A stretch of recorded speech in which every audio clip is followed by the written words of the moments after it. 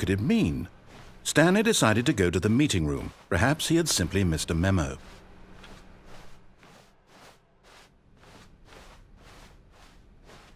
When Stanley came to a set of 2 open... This was not the correct way to the meeting room, and Stanley knew it perfectly well.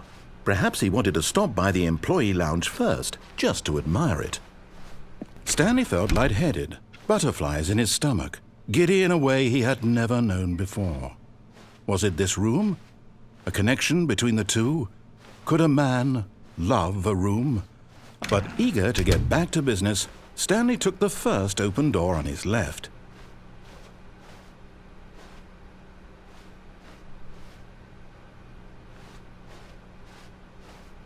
Stanley was so bad at following directions, it's incredible he wasn't fired years ago.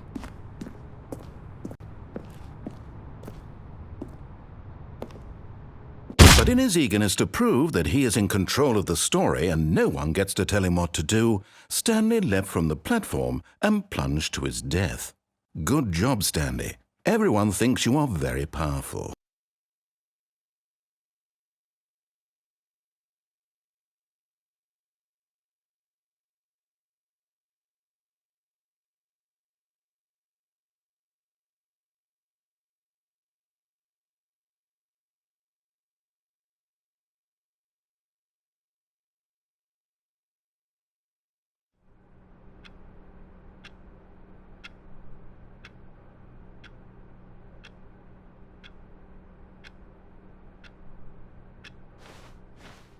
A soft wind blew outside and perhaps rain started, and if it did, it stopped shortly after.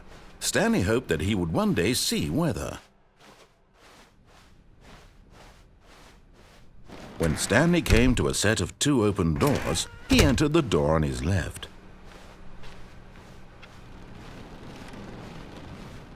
Yet there was not a single person here either. Feeling a wave of disbelief, Stanley decided to go up to his boss's office. Coming to a staircase, Stanley walked upstairs to his boss's office.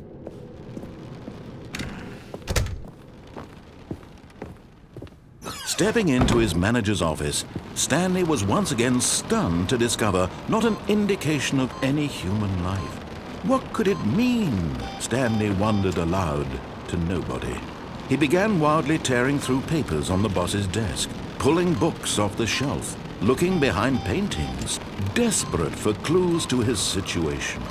But his attention was caught by a keypad behind the boss's desk. What could its purpose be?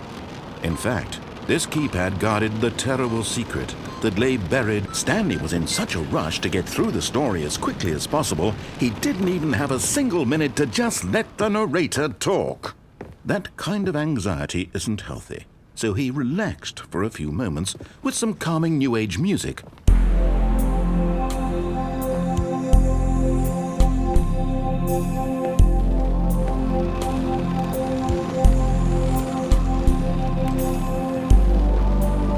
Feeling soothed and rejuvenated, Stanley calmly walked forward into the opened passageway.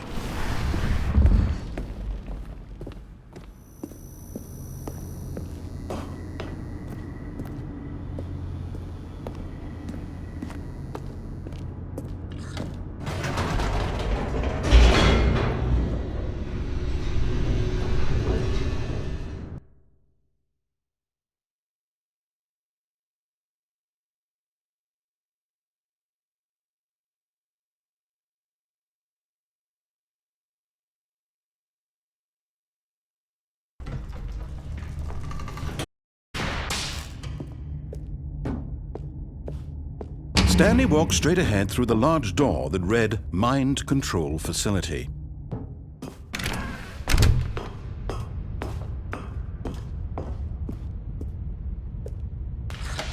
The lights rose on an enormous room packed with television screens. What horrible secret did this place hold? Stanley thought to himself. Did he have the strength to find out?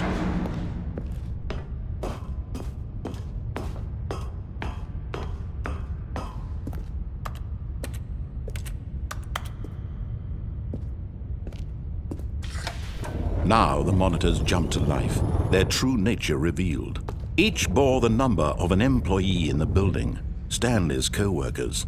The lives of so many individuals reduced to images on a screen, and Stanley, one of them, eternally monitored in this place where freedom meant nothing.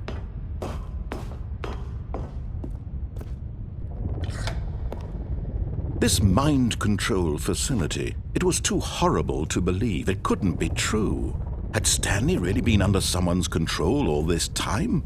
Was this the only reason he was happy with his boring job? That his emotions had been manipulated to accept it blindly?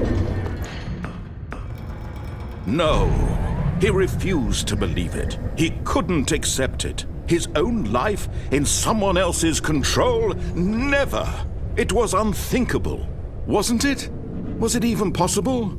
Had he truly spent his entire life utterly blind to the world? But here was the proof, the heart of the operation. Controls labeled with emotions, happy or sad or content. Walking, eating, working, all of it monitored and commanded from this very place. And as the cold reality of his past began to sink in, Stanley decided that this machinery would never again exert its terrible power over another human life. For he would dismantle the controls once and for all.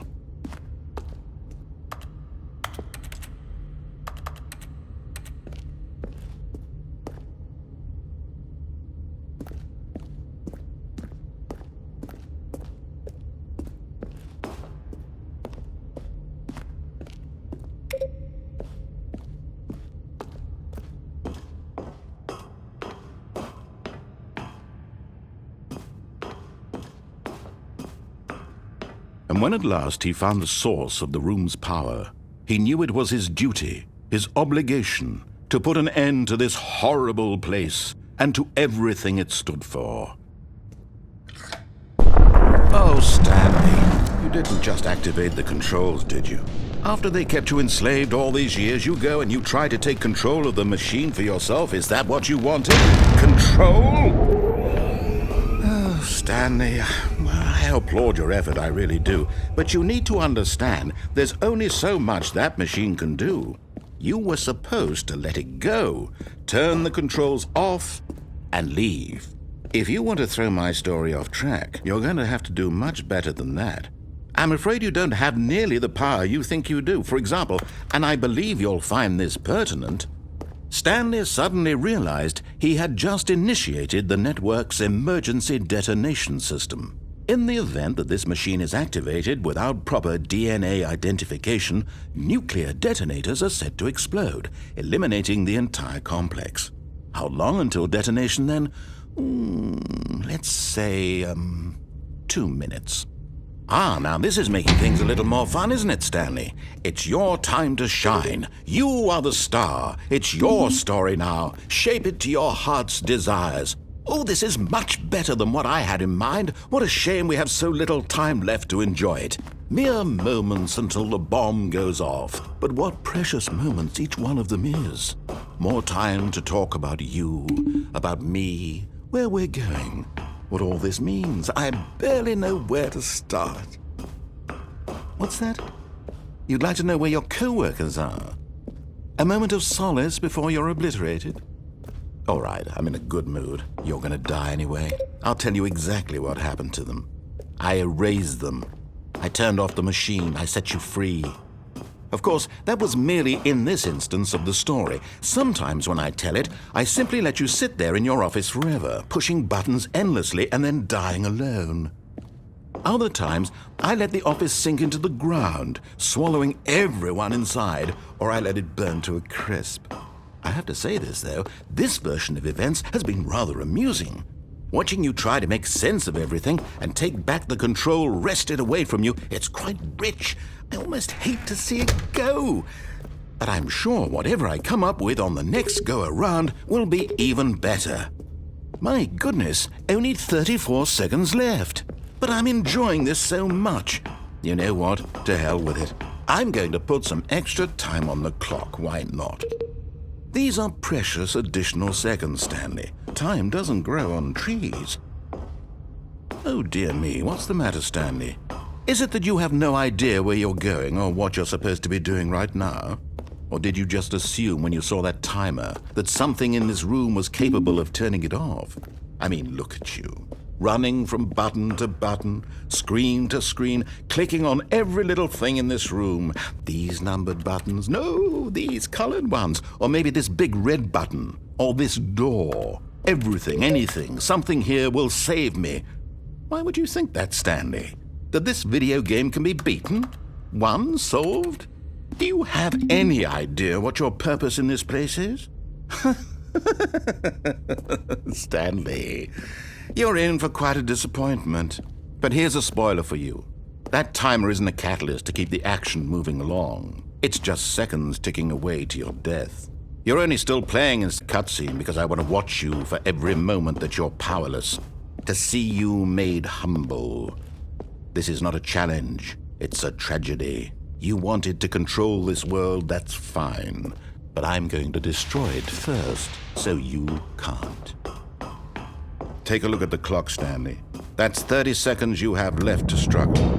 30 seconds until a big boom and then nothing. No ending here, just you being blown to pieces. Will you cling desperately to your frail life, or will you let it go peacefully? Another choice? Make it count. Or don't. It's all the same to me, all a part of the joke.